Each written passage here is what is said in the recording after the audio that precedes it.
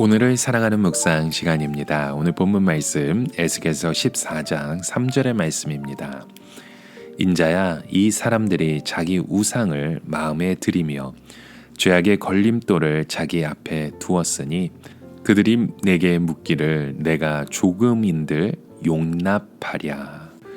여러분, 우리는 인생을 살아가면서 때로는 충동적인 일들을 할 때가 종종 있습니다. 음식을 먹을 때도 우리가 스트레스를 푸는 것처럼 이렇게 충동적으로 계속해서 먹을 것을 찾아갈 때가 있죠. 이 정도는 괜찮다고 그렇게 한 숟갈 두 숟갈 이렇게 계속해서 우리의 허기진 우리의 마음을 먹는 걸로 스트레스 푸는 분들도 있습니다. 또 우리는 이게 삶의 여러 가지 스트레스로 인해서 그 스트레스를 풀고자 어떤 취미를 주식이나 운동을 또 여러 가지 일들을 매이는 우리의 모습도 보게 됩니다. 그런데요, 그런 일들이 자꾸 그것에 우리의 인생을 거는 것처럼 주식에 대해서, 투자에 대해서, 운동을 대해서 과하게 할 때 정말로 그것이 문제가 되는 모습을 우리는 또 보게 되죠. 물론 시작할 때는 이것이 꿈에도 문제가 되지 못할 것이라는 생각을 했었겠죠. 이처럼 마음속에 일어나는 그 충동들, 그 스트레스를 풀고자 하는 그 마음을 우리 지나치지 못하는 우리의 모습 가운데 우리는 대부분 이 자신만의 그 기준을 들어서 대충 이렇게 얼버무리며 넘어가려고 하는 경향이 참 많습니다.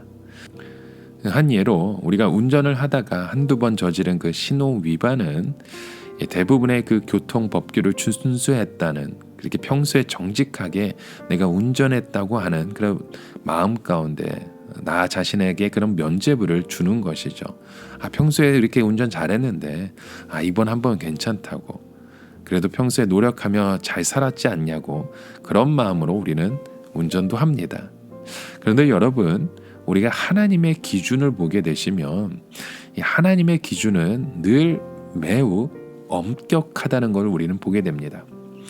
이스라엘 장로들이 선지자에게 자문을 구하려 갔을 때 하나님은 그들 안에 여전히 자리 잡고 있었던 그 우상, 그 죄악들을 엄히 경고하셨죠.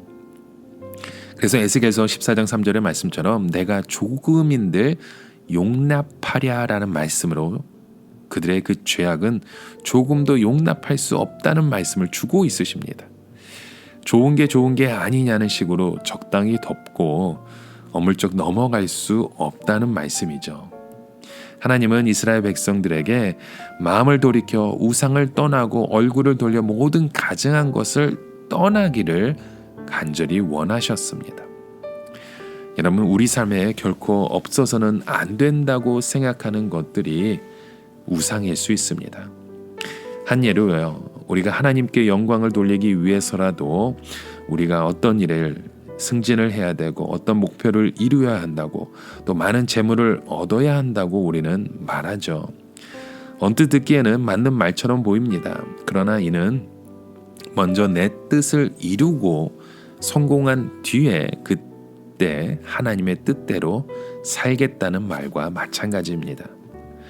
여러분, 하나님은 이스라엘 백성들이 다시는 하나님을 떠나지 않도록, 그리고 그들이 죄로 인해 스스로 더러워지지 않도록 하기 위해 죄악과 허물에 대한 책임을 그들에게 담당시키겠다고 말씀하셨습니다.